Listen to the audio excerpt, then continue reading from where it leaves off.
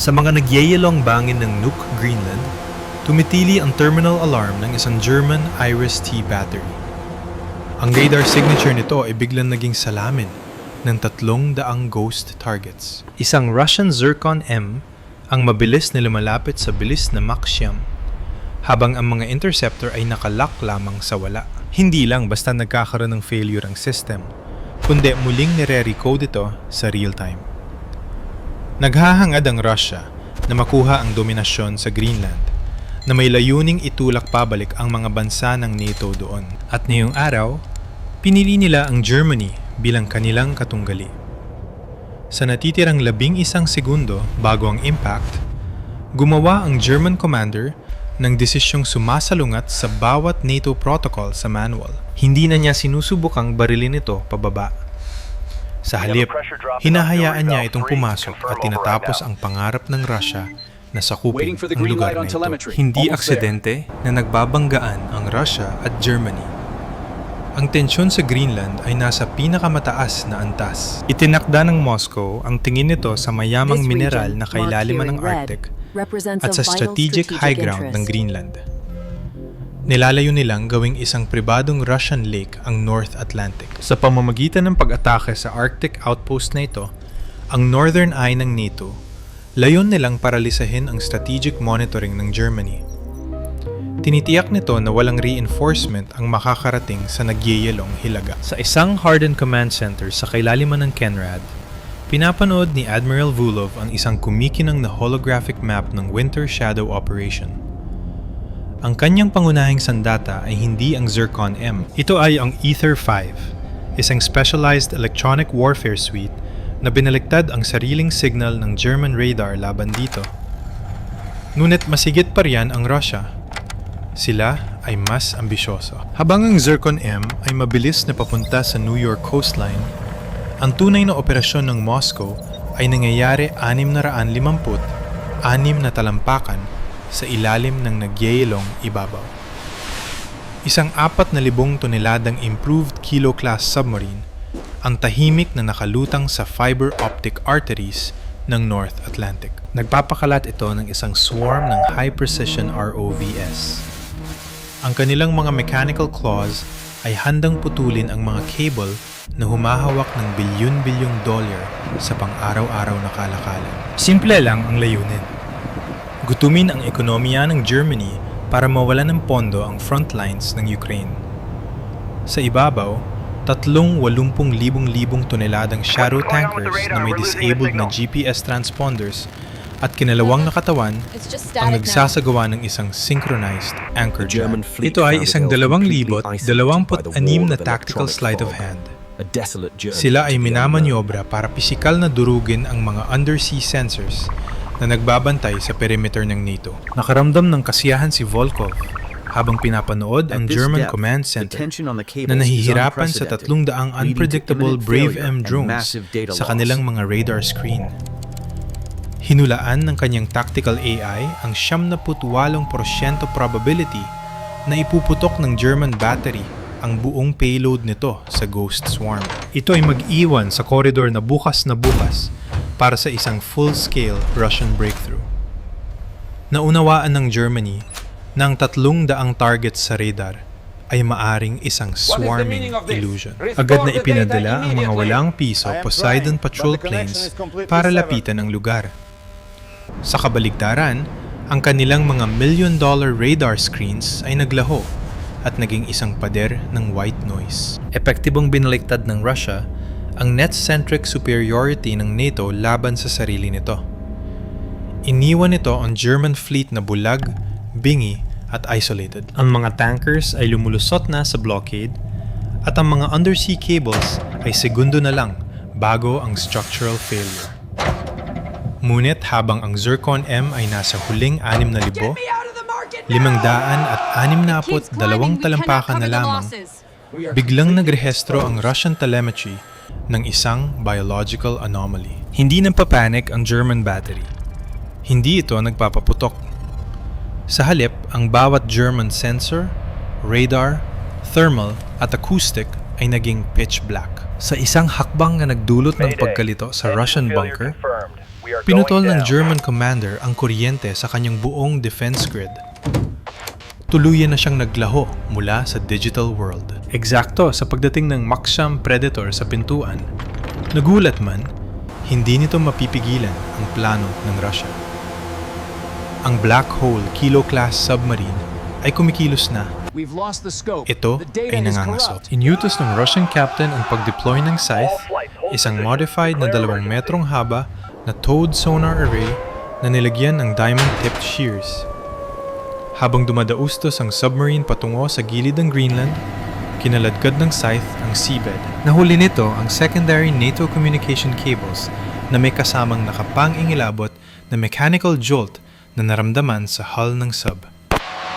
Agad na naputol ang mga fiber. Ang data flow sa Northern Command ng NATO ay bumagsak ng 40%. Nadulot ito ng pagtaas ng presyo ng langis ng $15 bawat bariles. Ang data transit fees ay tumaas ng husto, habang ang European markets ay napilitang ilipat ang trapiko sa mga Russian-controlled hubs. Sa ibabaw, ang kaguluhan ay lumala sa isang planadong sakuna. Ang shadow tanker na Chariot Tide ay biglang nagbuga ng makapal na itim na usok sa hangin ng Arctic. Engine failure. Kami ay inaanod ang broadcast ng Russian crew sa bawat open channel. Ito ay isang tactical lie. Ang barko ay perpektong kontrolado. Ngunit ang 20 toneladang angkla nito ay ibinababa ng direkta sa primary transatlantic cable junction. Kung makakaladkad ang angkla na yon, ang backbone ng Western Internet ay pisikal na mawawasak. Ang langit sa ibabaw ng Germany ay naging isang ulap ng static. Mahigit 300 Brave M drones ang umaliwang-iwang sa mga military bases at nuclear power plants. Ang kanilang kolektibong ugong ay parang isang kawan ng mga galit na hornets. Tumitili ang mga evacuation sirens sa buong nuke at sa mga military outposts, habang ang radar screens sa bawat civilian airport ay nagkakagulo. Sa cockpit ng isang Finnish NH-Yamnapu helicopter na nagmamadali patungo sa Chariot Tide, mabilis ang tibok ng puso ng piloto. Pinapanood niya ang kanyang GPS map na umiikot ng walang silbi. Baliw ang mga Ruso na yon. Sigaw na kanyang co-pilot sa gitna ng ingay ng rotors. Mabilis nang iniliko ang chopper, bumababa sa 20 talampakan lamang sa ibabaw ng nagyelong alon. Sinusubukan niyang mahanap ang tanker sa gitna ng visual fog dahil patay ang kanyang mga sensors. Ang German police cutter na Potsdam ay tinutulak ang makina nito sa limitasyon. Binabagtas ang 4 na metrong alon sa bilis na 30 knots para harangin ang Chariot Tide. Handa na ang boarding team, ang kanilang specialized gear ay kumikinang sa yelo. Ngunit sa tuwing susubukan nilang isync ang kanilang tactical headsets, nire-reset ng Merman BN jamming ang kanilang mga system. Sila ay huli ng 10 minuto at sa 2026 na battle space, ang 10 minuto ay isang kawalang hanggan. Sa ilalim nila, ang Russian submarine ay tahimik na lumulusot sa ilalim ng isang malaking ice shelf. Naglalaho ito mula sa huling saklaw ng Sona buoys. Match confirmed. Isang maling Intelligence galaw, win. isang hindi sinasadyang putok, at ang North Atlantic ay magiging mitsa ng Third World War. Ang mga submarine ng Russia ay palihim na kumikilos na parang mga bata sa cookie jar. Iniisip nilang nabulag na nila ang lahat at nakuha ang bentahe sa Arctic power play. Naniniwala silang nasakal na nila ang supply line sa Ukraine at naipit ang ekonomiya ng Germany. Check the sonar correlation on the Ngunit western habang grid. Is that a nakangisi positive si match? Admiral Vulov sa kanyang Confirmed. bunker, I have the target isolated. hindi niya napansin ang bahagyang pagbabago sa temperatura ng tubig sa paligid ng kanyang fleet. Sa itaas ng maalong North Atlantic, ang isang German P-8 Poseidon patrol plane ay nag-activate ng kanyang quantum echo jam. Hindi ito ang radar na nakasanayan ng inyong mga ninuno. Isipin ang Russian Merman BN jamming bilang isang higante na sumisigaw sa loob ng isang silid. Sa halip na takpan ang mga tainga nito, gumagamit ang P-8 ng isang AI-driven quantum algorithm para i-record ang sigaw na iyon at ibalik ito bilang isang perfectly timed mirror image. Sa loob ng wala pang 50 milliseconds, ginagamit ng system ang sariling kurbada ng mundo para i-filter ang Russian white noise. Binabago nito ang Ghost Swarm mula sa pagiging Russian weapon tungo sa pagiging German tracking tool. Sa pamamagitan ng pag-triangulate sa pinagmumulan ng interference, hindi lang basta nakakakita ang mga German operators sa gitna ng fog. Ginagamit nila ang sariling jamming signal ng Russia para matukoy ang eksaktong lokasyon ng black hole submarine. Sa ibabaw, nakita ng NH-70 helicopter pilot ang kanyang pagkakataon. Target lock confirmed visually, commencing boarding, bulyaw niya. Ang chopper ay dumulutang ng delikado at mababa sa ibabaw ng Chariot Tide. Habang ang elite German Special Forces ay mabilis na bumababa gamit ang ropes sa madulas na deck na puno ng langis. Hindi pinapansin ang nakabubulag na magnesium glare. Nag-activate ang mga commandos ng next-gen thermal imagers. Humihiwa ito sa usok na parang wala lang. Sa bilis ng aksyon, pinasok nila ang bridge at kinuha ang encrypted tactical logs ng barko. Ang mga logs na ito ay naglalaman ng secret acoustic handshakes para sa Kilo-class submarine na nagtatago sa ilalim. Ang mga encrypted files na ito ay ang digital holy grail. Inilalantad nito ang eksaktong relay frequencies na ginagamit ng submarine para makipag-usap sa gitna ng Merman BN jamming. Sa pagkuha sa mga logs na ito, hindi lang barko ang nakumpiska ng mga German. Nanakaw nila ang tanging paraan ng submarine para makilala ang kaibigan sa kaaway sa gitna ng digital storm. Ngayon, magsasara na ang bitag ng Germany. Pinagsama nila ang heat signature data mula sa isang USKH-11 thermal satellite at ang kanilang sariling sonar. Ito ay para mag-project ng isang ghost echo ng direkta sa sensors ng Russian submarine.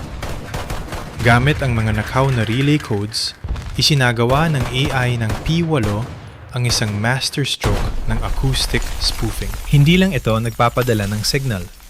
Nagpo-project ito ng nakamamatay at tumpak na acoustic signature ng isang papasok na MK-48 CAP torpedo. Ito ay papalapit mula sa isang blind spot sa bilis na 60 knots. Para sa Russian sonar, ang matinis na tunog ng papasok na Predator ay hindi na maibubukod sa isang tunay na kill shot. Sa kailaliman ng dagat, namutla ang mukha ng Russian captain. Ipinapakita ng kanyang mga screen ang high-speed signature ng MK-48. 8 na ilang segundo na lang bago ang impact. Emergency blow! Surface! Surface! Sigaw niya habang nagkakagulo sa loob ng masikip at pinagpapawisang hull. Ang 4,000 toneladang black hole submarine, ang dangal ng Russia, ay bumulwak sa ibabaw ng mga alon na parang sugatang balyena. Eksakto sa naghihintay na tingin ng German fleet. Non-lethal, tumpak, at kahiya-hiya. Ang smart tech na ito ay nagligtas ng bilyon-bilyong halaga ng infrastruktura. Ginawa nitong isang masterclass sa tactical restraint ang isang potential na World War III flashpoint. Ang mamahaling electronic warfare suite ng Russia ay naging sarili nitong pinakamasamang kaaway. Ngunit habang ang Kilo-class sub ay nakatigil sa tubig, tumingin ang Russian captain sa kanyang natitirang console na may desperadong kislap sa mata. Hindi pa siya nauubusan ng galaw. At ang susunod niyang sugal ay pipilit sa Germany na magdesisyon kung handa na ba silang hilahin ang gatilyo sa isang nuclear-powered nightmare. Sa kailaliman ng hull, isang nakatagong high-speed mini ROV, ang Scythe-2, ang nag-ignite ng mga thruster nito. Isa itong 20 milya bawat oras mechanical suicide sprint patungo sa primary transatlantic cable. Hindi na nito kailangan ng stealth. Kailangan lang nito ng 30 segundo ng kaguluhan para pisikal na gupitin ang mga fiber at ilubog ang ekonomiya ng Europe sa isang dekada ng kadiliman. Para mabili ang 30 segundong yon, itinaya na ng Russian coup sa Chariot Tide ang lahat. Nag-ignite sila ng isang malaking pader ng magnesium flares. Ginawa nitong isang nakabubulag at mainit na impyerno ang gabi sa Arctic para lunurin ang optical sensors ng German NH-70S. Kasabay nito, isang bagong swarm ng Brave M drones ang umaali-aligid sa German frigate na parang ulap ng mga galit na Hornets. Hindi nag-aksaya ang German frigate ng mamahaling interceptor missiles sa mga murang pesting ito. Sa halip, nag-activate ito ng isang high-power microwave emitter. Walang tracer rounds, walang pasabog. Isang invisible wall ng enerhiya lamang ang sumunog sa flight controllers ng mga drone sa loob ng isang microsecond. Isa-isang nawalan ng kontrol ang mga Brave M swarms at nahulog mula sa langit na parang mga tingga. Bumagsak ang mga ito ng walang pinsala sa nagyaylong alon. Ngunit, 6 sa mga drone ay hindi nahulog. Ito ay ang mga alpha units na may hardened autonomous AI na lumipat sa passive optical tracking. Hindi nila pinansin ang microwave storm. Mabilis silang sumugod patungo sa bridge ng frigate. Tinatahak ang 500 metrong distansya sa loob ng ilang segundo. Ang 35mm Millennium gun ng frigate ay umikot ng may predatory robotic speed. Naglabas ito ng isang nakapangingilabot na low-frequency roar, nagbubuga ng ulap ng ahead ammunition. Hindi kalkulado ng hardened AI ang daan sa gitna ng ulap ng lumilipad na metal. Ang mga natitirang drone ay nagkadurog-durog sa ere. Naging isang ulan ng metallic confetti, ilang yarda bago sila tumama sa hull. Ang perimeter ay sa wakas, naging ligtas na. Nakahinga ng maliwag ang German crew. Huwag masyadong kampante. Pinupuntirya niya ang cable. Sigaw ng German commander nang walang pag-aalinlangan. All units, weapons free for kinetic suppression. Sa itaas, ang P-8 Poseidon pilot ay mabilis na lumiko at sumisid patungo sa dagat. Nagpakawala siya ng sunod-sunod na active sonar hammers. Ito ay mga non-lethal depth charges na itinakdang sumabog sa eksaktong 500 talampakan. Ang dagat ay bumulwak sa isang serye ng malalaking rhythmic geysers. Hindi ito ginawa para palubugin ang sub. Idinisenyo ang mga ito para lumika ng isang cataclysmic acoustic pressure wave. Sa ilalim ng tubig, ang epekto ay parang isang sledgehammer na humahampas sa isang gong. Ang lumitaw na Russian sub na nahuli sa cavitation ay nayanig na parang isang rodeo bull sa gitna ng bagyo. Sa loob ng hull, ang mga Russian sailors ay tumalsik sa mga bulkhead. Sumasabog ang mga console habang ang propulsion disruptor ay nagsisimulang gumana. Ang shockwave ay napakalakas, kaya physical nitong na-UP ang chassis ng Scythe-2. Agad na nasira ang internal processors nito. Namatay ang ROV 10 talampakan bago ang cable at inanod ng walang silbi sa kailaliman. Sa deck ng Chariot Tide, ang kapaligiran ay naging isang high-octane storm. Ang mga German KSK commandos ay bumaba mula sa NH-70 sa gitna ng nakabubulag na magnesium glare. Sumabog ang mga flashbang ng malakas. Naglalabas ng 7 milyong candle power at 170 decibels ng matinding disorientation. Isa itong masterclass sa tactical intervention. Kumilos ang mga commandos ng may surgical precision. Nakuha ang bridge sa loob ng 12 segundo. Ang mga Russian crew members ay na-neutralize. Bridge secure, anchor winch disabled. Ang Zircon missile na lumilipad sa Maxim ay biglang nawala ng mid-course relay mula sa lumubog na sub. Ito ay dahil naglaho ang German battery mula sa grid. Ngunit kung iniisip nyo na mahuhulog ito sa karagatan ng walang pinsala, nagkakamali kayo. Dahil wala ng fresh targeting updates, pinanatili ng inertial system ito ang huling trajectory. Ngunit nailipat na ng German commander ang laban. Sa itaas, isang 8 piso Poseidon na nakatutok sa papasok na plasma signature ang nag-lock sa target. Intercept cleared, ang sabi ng piloto. Nag-transmit siya mula sa isang nakatagong Iris-T SLM battery na milya-milya ang layo. Binuhay ang kuryente sa huling segundo para sa terminal guidance at isang salvo ng high-velocity interceptors ang lumipad paitaas. Sa huling ilang segundo, ang active radar seeker ng Zircon ay desperadong nag-scan para sa tahimik na target. Ngunit huli na ang lahat. Isang malaking fireball ang sumabog sa kalangitan sa gabi. Nagpaulan ng mga labi ng walang pinsala sa Arctic Sea. Isang $13 milyong na pyrotechnic display na nagmarka sa kahiyahiyang pagtatapos ng kinetic gamble ng Russia. Ang 4,000 toneladang black hole submarine ay lumulutang na ngayon sa mga alon na parang cork sa isang bote ng murang champagne. Walang selebrasyon para kay Vulov. Ang mga mukha ng mga Russian sailors ay kasing putla ng yelo sa Arctic, habang nakatingin sa mga baril ng Germany. Ang sugal na ito ay nag-meet sa sana ng global blackout at Third World War. Ngunit nagtapos ito sa isang Mayday call. Ang invisible fleet ng Russia ay nawasak at ibinigay nila sa Germany ang pinakamalaking intelligence win ng siglo. Ngunit habang humuhupa ang usok, nananatili ang katanungan. Natalo ang Russia sa tubig, ngunit paano tutugon ang Kremlin kapag nalaman nilang ang kanilang digital shadow fleet ay isa na ngayong tropeo para sa kanluran? Ngunit isang tabi muna natin ang hinaharap. Ang Winter Shadow Operation ay hindi lamang nabigo. Ito ay nagkadurog-durog sa isang 4-tier catastrophe para sa Kremlin. Hindi lang basta missile ang nawala sa Russia. Nawala ang kanilang pinakakinatatakutang underwater Ghost. Ang 4,000 toneladang Kilo-class submarine ay hindi na isang Predator. Isa na itong floating classroom para sa NATO intelligence. Sa pagpilit dito na lumitaw sa ibabaw, hindi lang skirmish ang napanalunan ng Germany. Nakuha nila ang Ether-V electronic warfare suite ng buo. Samantala, ang $13 milyong na Zircon missile ay nasa ilalim na ngayon ng North Atlantic. Ngunit ang tunay na halaga nito ay mas mataas pa. Ang Quantum Echo Gem ng Germany ay na-map ang buong frequency ng missile at ang secret acoustic handshake ng Russian Northern Fleet.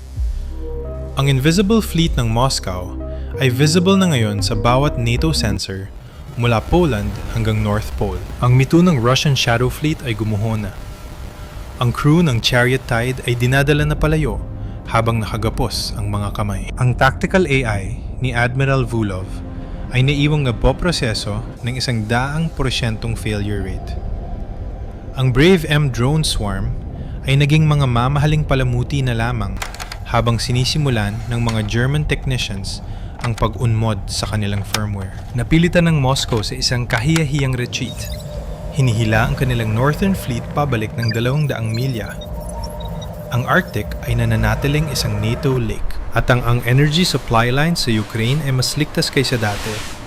Ngunit, huwag magpalinlang. Maaring kalmado ang Arctic sa ngayon. Ngunit sa loob ng Kremlin, ang mga gulong ay umiikot na para sa isang mas madilim at mas desperadong paghihigante. Manatiling nakatutok dahil siguradong hindi pa tapos ang Russia sa kanilang mga plano. Ngayon, pagkakataon nyo na. Kung kayong German commander, ano ang susunod ninyong hakbang laban sa mga drones na yon? Gagamit ba kayo ng microwave bursts o laser interception? Ipaalam sa amin ang inyong tactical choice sa comments below at i-smash ang subscribe button para sa mas marami pang epic military takedowns. Paalam muna sa ngayon.